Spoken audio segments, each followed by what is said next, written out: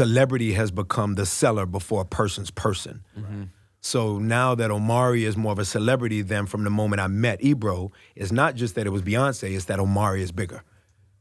Right. If somebody else who's not as big hugs Beyonce, then it's like, I don't know who this Rudy Poo nigga was, but... Right. But they associate it now. But he also wouldn't get a hug from Beyonce. Yeah, that's a good point. You wouldn't be there. Probably You wouldn't have been that close in the first place. Yeah, Jay, You've been around in the same circles, y'all. There's comfort. And you know Jay would have slapped me upside the head if I he's like, damn, nigga, do you see B? Go give her a hug.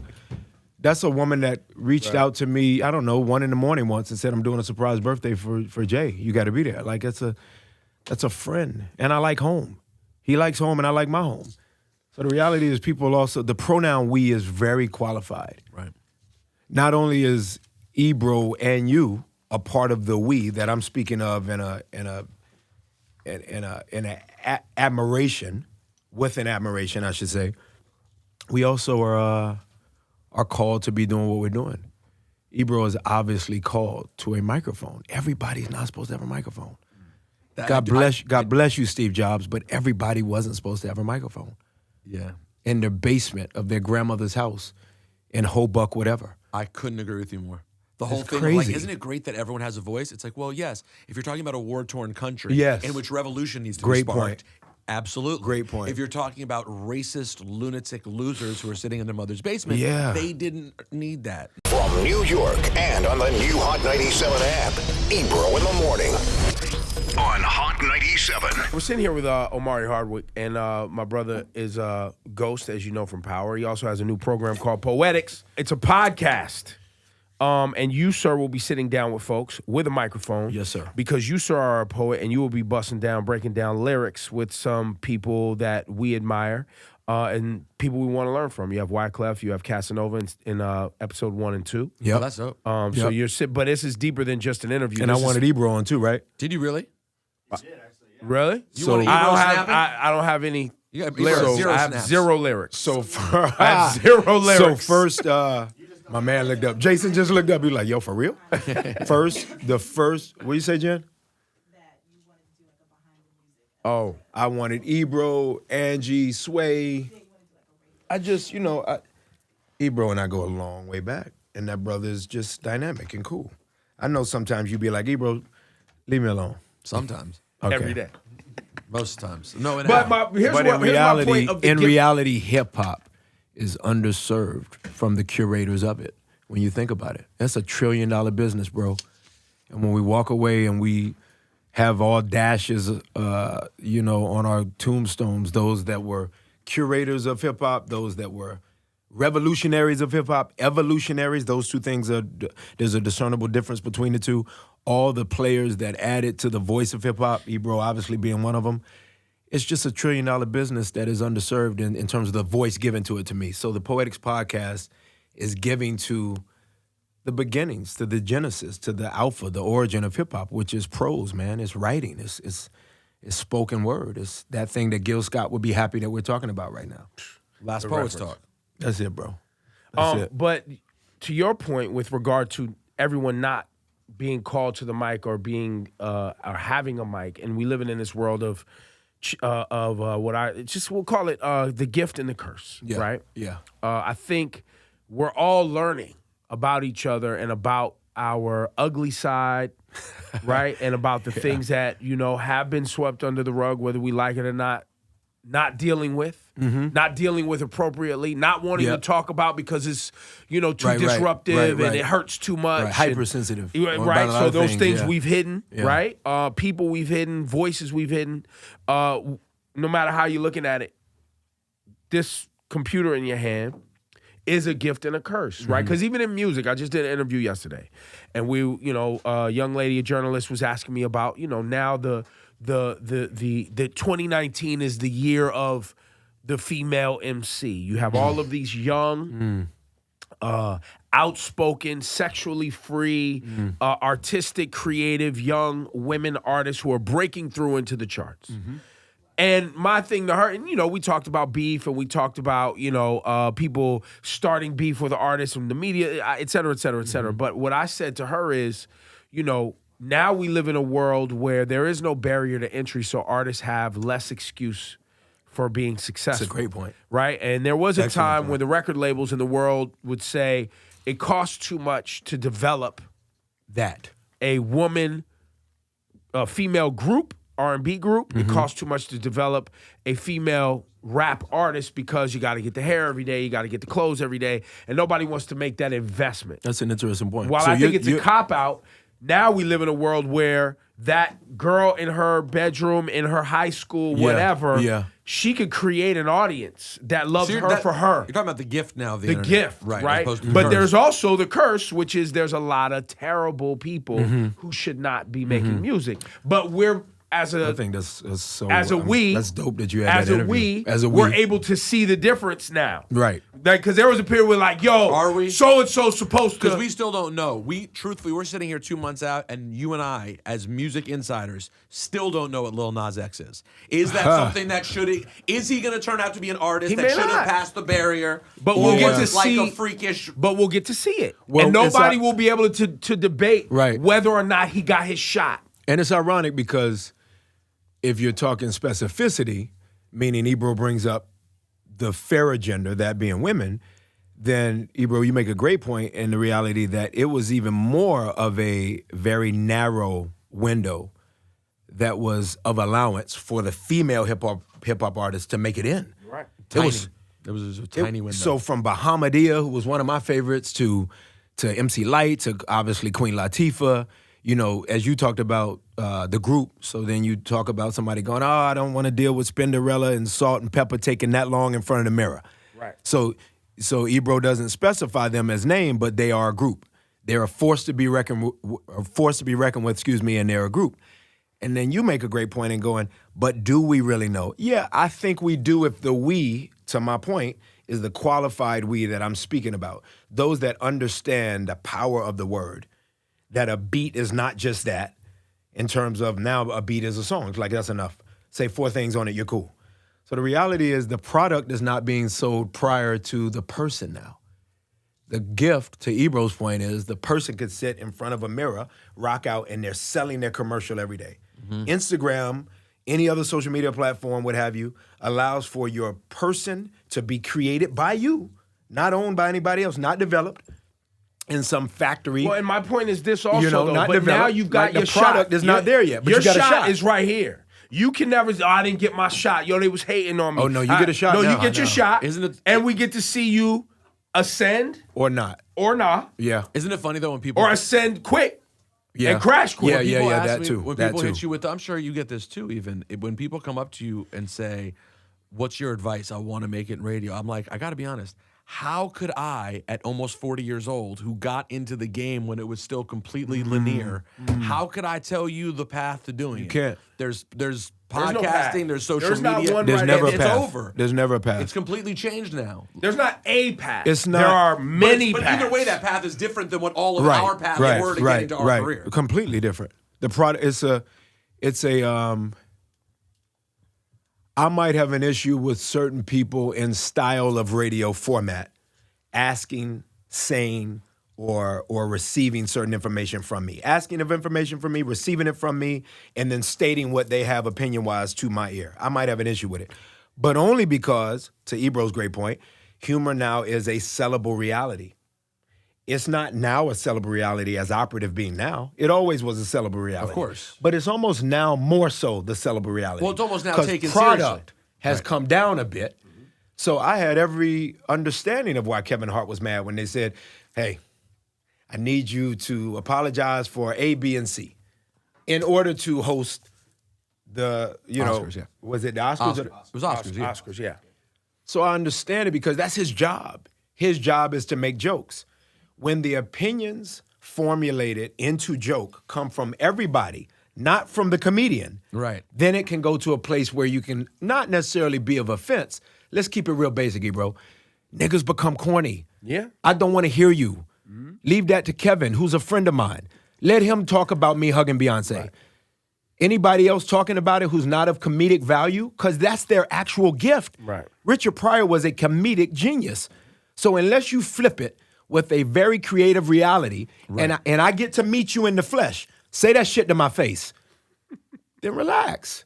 Yeah, the random tweets get you annoyed The- that have the- 10,000 retweets, and you look at the person's I'm okay with it. profile. I'm But okay now- with it. now- I'm okay with it. What I'm not okay with, I'm so okay with the direct reality of them making it to me. I'm so okay with that. Okay. Because I'm a person that's into the trenches. So even as a guy playing Ghost, I go to the trenches not wearing the suit, and they go, yo, I want to see the suit of Ghost. Nah, man. We got a generation so messed up that they call corny something not corny. They call narcissism something not narcissistic. They call snitches not snitches. They call snitches not snitches. You the go people into who are a- actually snitching, they're fans of. they're Right. fans. And- And then you go to a place and you're like, I'm not wearing a suit today. I'm not only by nature grounded or humble, but I want to make you feel comfortable. So why would I come to your environment where people are fighting just Well, to eat here's the thing, and though. put on a suit? Here's the thing. Because my fantasy is of you wearing the suit, but I'm really here in the flesh. So the microphone's been given to people that don't really have an understanding, in my opinion. But let me propose this. Okay. Your expectation of people being able to comprehend the dynamics of what you just articulated, right, is where I push back on a lot of people because I have a lot of friends who exist in this same space. And I fortunately have a job where I talk to people who are just regular 9 to 5. They need the fantasy. That's okay. They need I when need they it. I see needed you. too. Ebro, I needed too. I could have never been an actor if I didn't have an imagination. Right, but I'm I just needed saying when to. they see you, they want Ghost. Like they're a fan. Like people see me on the street all the time. They talking to me about Rosenberg. Or I was just telling them the other day, and I was walking to my building. I was going home. It was But they're a late. fan of who? Dude, they're a fan of the show. Nah, they're a fan of Ebro. Or us, me, what I do, what I give to them. So, Well, the- Ebro, it will always be it will always be my point is this: an actor is a Sometimes- little different. Right, but sometimes those of us that have been privileged enough to do what we do, Yes. have to take a step back and just go, I get it, they talking shit. Or no, you completely get it. Or just be like, look, I'm at my crib. Next time I see you, when you delivering packages to my crib, I gotta get upstairs right now. I got something I gotta do. Next time we'll get the photo. Right? We just have to sometimes understand, just like you're saying, you understand that people want to see ghosts when they see you. But yeah, not only do I understand it, I love them for it.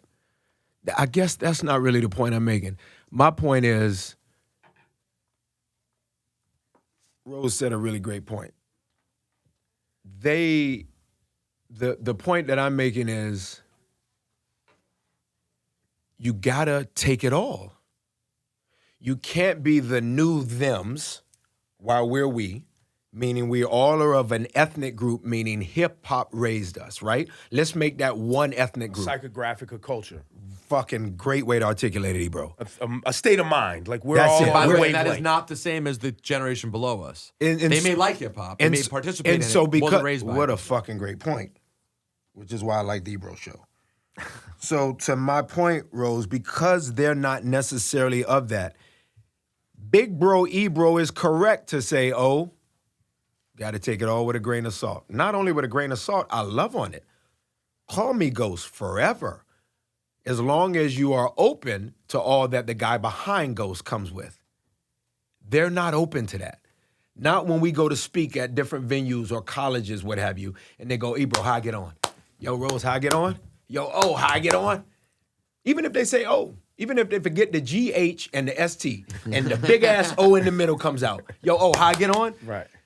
That expeditious desire to get on in an expeditious way has us a little thrown, because our us is a we that had to go through the process. Yeah. So I'm always okay with the fantasy of desire or desire of fantasy, the need to believe in something that's not necessarily the person playing the character. I totally get it, bro.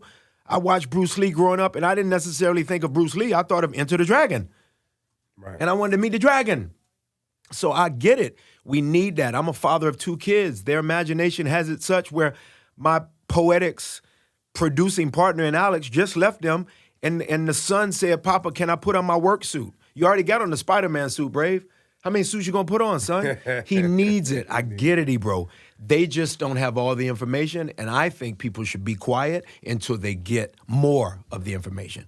None of us have all the information. And we hope that can happen for some. For many, it won't. And in the meantime, For many, it won't. For many, it won't. Everybody ain't gonna make it. No, everybody's not gonna make it. That's not how this works. It's not how this works. You're like memo. Oh, It's not how duly this noted, brother. Yeah. Duly noted. You, sir, though, let me ask you a question.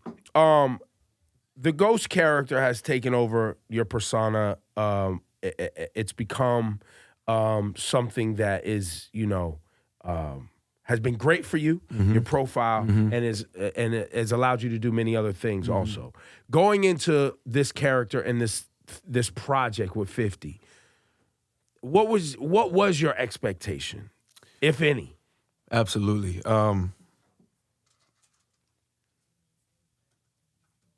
The night before, at one point, Ebro, the CEO of Stars, who quickly turned his tune to a different type of tune. His original tune was that of, I don't know if Omari's right for the lead. Wow. Now, it does not necessarily denote that the CEO had questions about my aptitude or ability as an actor, even knowing I came from theater. It doesn't denote that he did not see the street that Ghost needed. It perhaps denoted that he didn't realize the intelligence of Omari that Ghost needed. But he definitely understood, I think, my ability as an actor and the street in Omari enough to be able to pull this guy off. But then, soon after he changed the tune, I started to learn, well, you know what? Formerly from a powerhouse of HBO, and a major part of it becoming a powerhouse is because of this CEO. Now he's got to replicate that.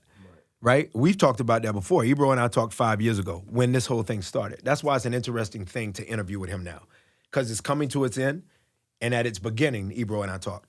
Well, when we first talked, the reality was I had very much the same understanding that we have for the younger generation, that they need patience. They are very bright. They are the leaders of the next world.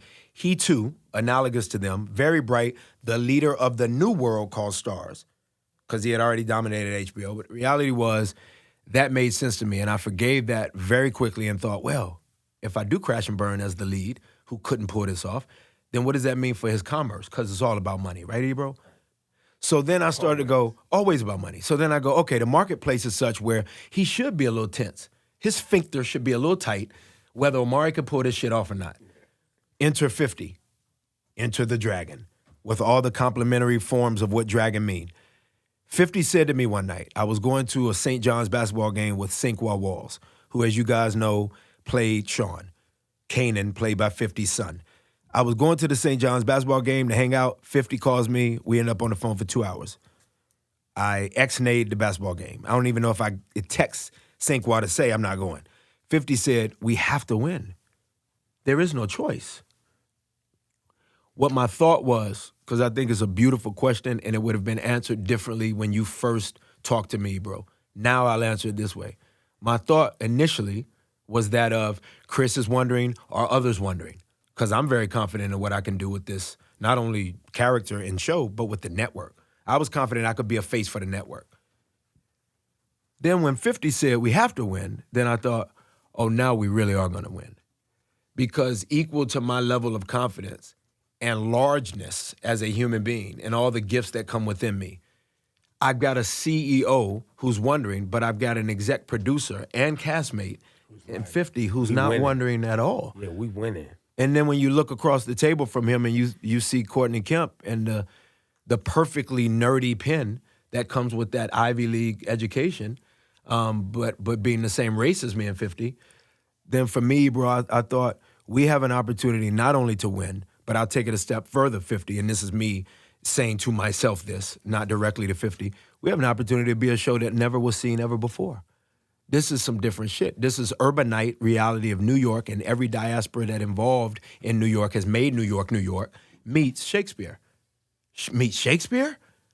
Like, and I said it so much to myself that I realized that at times, to your great point about Ghost and what he did become, a lot of times, Ebro, I was so humbled, man, and so thankful to God because he became this character that every day I went to work playing him, I thought of him as a character that you could see next to Macbeth or Hamlet or King Lear. Like, I was like, he's something that people that look like me have never necessarily seen. A dreamer who's a killer, who's a narcotics distributor, and at the distributor, but yet wants to be none of that. Right. Except for the dreamer part. And it keeps haunting him and it keeps coming back to him. And all the ghosts follow his ghost. Yeah. So I did think once 50 said that, and I got to shout him out on that. It was a long conversation, and we never made the St. John's game, that being Sinqua now, but 50 said, we got to win. There's actually no option. And I thought, wow, we're good. After what season was the turn of like, it went from it was a thing to it was like taken seriously, and it took a turn. There was a moment where it felt like culturally it took a turn. What season do you think, Rose? And I want Ebro to answer the same thing. Because I'm an 8-year-old looking at it.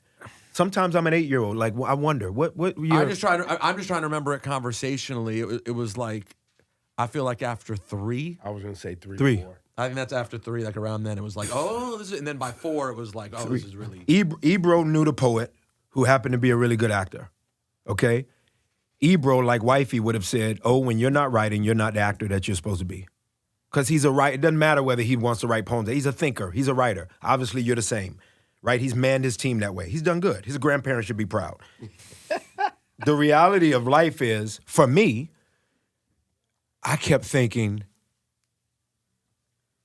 the turn has to come prior to people going, Omari's really a thespian. So when you say 3, it's like such a great compliment to me, because in reality, bro, it was season 4 where people went, he's an actor. Because season 4, I had on an orange jumpsuit for most of the season.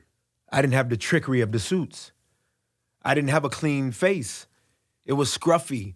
I had, rest in peace, very skinny, great comedic timing, brothered to Eddie Murphy of Charlie Murphy, beating my ass in jail. Who, had I known he was dying of cancer, I would have looked at Courtney and gone, I can't do that. Charlie, unless you're gonna change the storyline, I can't fight him back. I definitely by the end of the season can't. But Charlie never told people. He's a beast, man. No. He's Charlie a never It ends told up being people. one of the last things he did, right? It was it. I was in ADR one day. Joe and I were together. Joseph, who plays Tommy, we were together in L.A., and I think he was coming in a session after me. We ended up taking a picture next to each other that day because I got a text and it was from Niall Washington, who worked with us publicity-wise back then, and I knew it.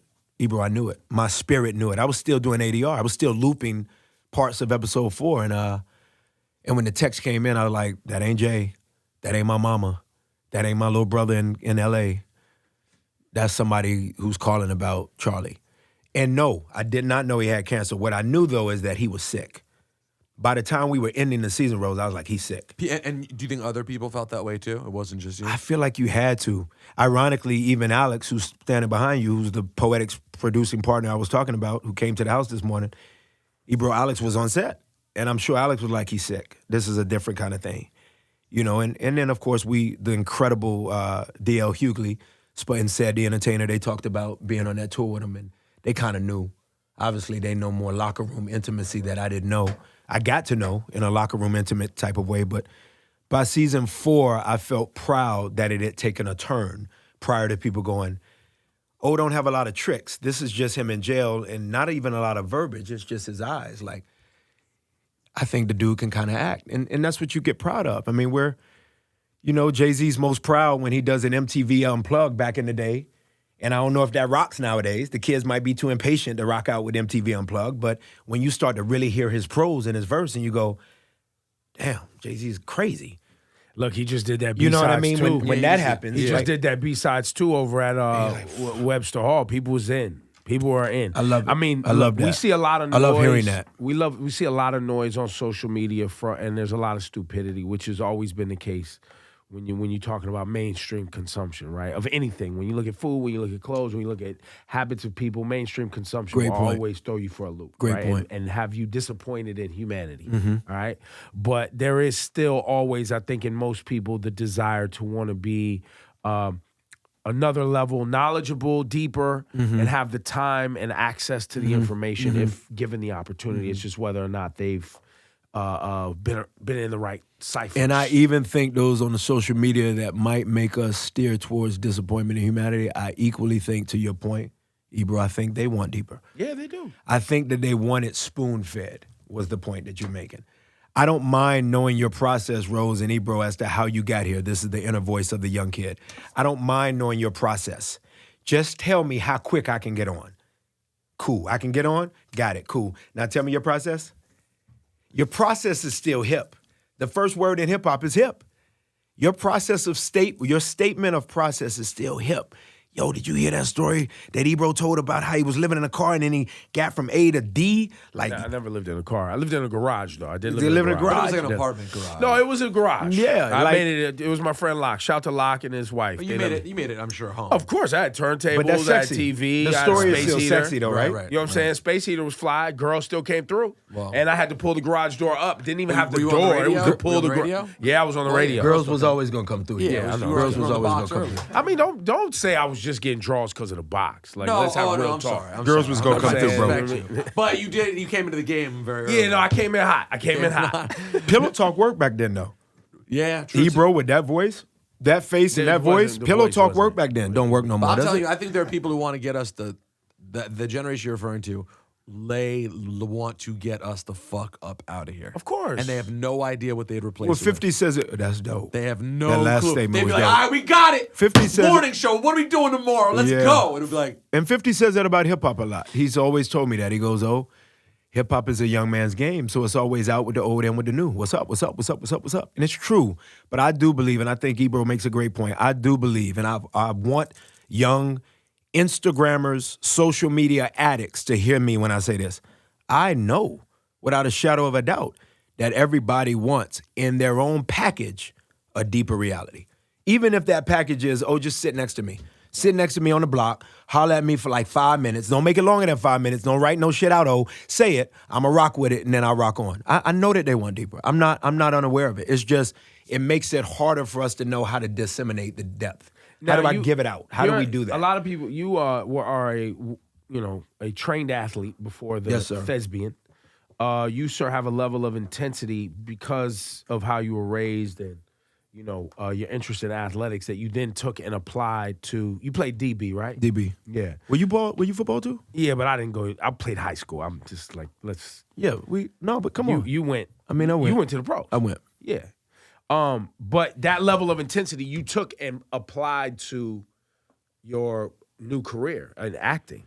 And you don't You know. train. And you don't know you're doing that. You Well, know, you didn't what know I'm saying, maybe that bro? you were doing that, but that's how you knew how to train. Is my point. So Yeah. when people are asking you how you got somewhere, that's Yeah, why yeah, it's yeah. so hard for you to give them the fast track. Yeah. Is because you locked into acting the way an athlete would lock into training for. Yes. And that's just you have a different level of intensity Yeah. than the average person, right? Yeah, yeah. I know I have a different level of intensity. Yeah. Even in my family, my loved ones Yeah. are like, yo, they see me do it every day. Yeah, But yeah. when they see me get out of bed at 5 o'clock, Right. 6 days a week, Right. go do this job, walk back in the house at 8 o'clock in the evening, they want my attention. There's just a level of intensity and sacrifice that's not common. But you minimized having played high school sports. So I turn the question back to you. Oh. Was it sports that gave you the discipline? Yeah. Even Well, if yeah. it went to the high Yeah. school level Yeah. only? Yeah, absolutely. It was my father. My father had a level of discipline. My mother's level of discipline. It's still, even before sports, because they had to put me in sports, right? They had Yep. to be the ones Yep. that's like, yo, you're Yep. going to show up to this Yep. every day, Yep. 7 days a Yep. week. You're going to work on this right here. You're going And to be they're in seeing the- soccer. and You're they're going to seeing be in the this. bigger You're going to be in picture. this. You're going to be in this. You're going to be, you know what I mean? And that was gifted to me from my parents, right? So we gift that to our kids, but that's not gifted to everyone. No, it's not gifted to everybody. And so for me, you said something at the beginning of the conversation, Ebro. Oh, snitch. So when I made the comment that narcissism is a word thrown out by certain people, and then we generation go, that's not narcissism. That's someone actually trying to activate you into a place that they might have had growing up, but they know you didn't have. So they're not arrogant at all. What they're doing is going, if I can get to this place, then I think that you too can get to this place. So sometimes the intensity is misunderstood and thought of as something that is just self-serving, when in reality, our intensity is often for the legacy left behind. I mean, Harold Belafonte is nothing if he didn't leave anything behind in what he was going to do when he would march next to Malcolm or Martin. Bill Russell played for peanuts and won 11 rings, Ebro, right? Had the discipline not only of an athlete who won 11 rings, but then one of those years he did it as a coach / athlete. yeah. Like that's another level that what I always respect about LeBron is that even though he's younger than us, LeBron came in as a historian of that which he came into. And I think it's just super dope. And you said, you know, and I think you're right. You said it best when you go, everybody won't make the Bodo. That's not that's not going to happen. And I go, I agree. I just want everybody to understand that there was a placement prior to the person being there. There was someone in that place. So that discipline that you and I get as athletes, we also had coaches that go, you ain't the best. Oh, absolutely. And please don't think you're the best. And Wayne Gretzky might still wonder if he's the best. Serena might wonder if she's the best. Michael Jordan's Hall of Fame speech he wrote would make it where you wonder if he still wonders. No, he Michael does. He Michael does. Jordan's Hall of Fame speech, he still So is it's- the best. Well, that's why he didn't even want to be in the Hall of Fame. No, he was like, don't put me in the Hall of Fame. He wants to legit. I don't think he's joking that he wants to play LeBron one-on-one. I think he wants to. But Right that, now. And that's when it starts becoming a problem. Well, that level of intensity is at a place where you go, that's a different level, and it's why he was. Well, It's why no. you were great then, right? It's why you were able to be Right. the best, and now it's why you need to learn how to turn it off because it ends up you can risk tainting things. Well, no, but that's also why your body will legit. Holler at you. Goodbye. Holla at you. We're done. That Achilles will legit blow out a flat tire. You'll be like, okay. Yep. Yep. Yep. Done. Yep. Hey, just so you know, we're done over here, okay? All right. Yeah, Thanks for because coming basically it hollered at Kobe that right? It was literally the Oh, God. Achilles. That Don't, was like, don't talk about that last year at Kobe. you know, It's over, La. Like, and we're all gonna celebrate you on the way totally out. gonna celebrate you. Yeah, just so you know. But just so you know, by the way, you should have retired last year. Yeah. But no, it's cool though. We're gonna have the whole closeout, Yeah. and in the last game, shoot 55, 60 times and get your 60 points. And we're all here then for we're it. all here for it. 60 something, didn't he? Yeah. Yeah. He took 1,000 shots, but they went in. You got a lot of them. Yeah. He And we was still yeah. acted like, you know what I'm saying? Like it was season and I what, don't even 4? think Like they it were was playing season 4. defense on him. Nah, they didn't. Lightweight really. D. Yeah, lightweight. Listen, Poetics, the podcast. You want more talk like this? You want to go deep with Omari Hardwick? You know him as Ghost. We you talk- know, we Oh, talk- you, now- can get it, you can get it on Luminary, by the way. Luminary. You got to go to Luminary to get it. What's You got to go to Luminary? Tell me what Luminary. that So is. Luminary is the network. It's a podcast network. You have to Podcast network. To subscribe. Brand new, Subscription-based. $7.99, subscription based, 3 months free. Y'all holler at us. It's me. Trevor Noah has a show on it. Dope. Russell Brand, Michael Rappaport. You ever talk to Mike Rappaport? Ebro? we know he knows Michael Rap better than I do, but I just we text need with to him. have him up here. I just texted with him when Hannibal he starts Buress. So we yelling got- out old man things about I hip-hop. definitely want him to I'm come like, up bro, here you and need to start calm screaming. down. That'd be one the day. dope. You That'd need be to the calm dope. down with your 55-year-old ass opinions. you be- Well, I'll tell you what an MC used to sound like is this. Hip I need to know. This is what I need to Chill know out, about Mike. Michael Rappaport. Why Tell is me. the phone always That's here? how you know you're old, man. The phone is spinning around, screaming at people. Thanks, Amari. Thank you, man. Appreciate it. Omari Thank you, Hardwick, man. man. Give it up one time, man. Check out Thank y'all, man. Poetic. Very humble to be here. Thank you, bro. Thanks, bro.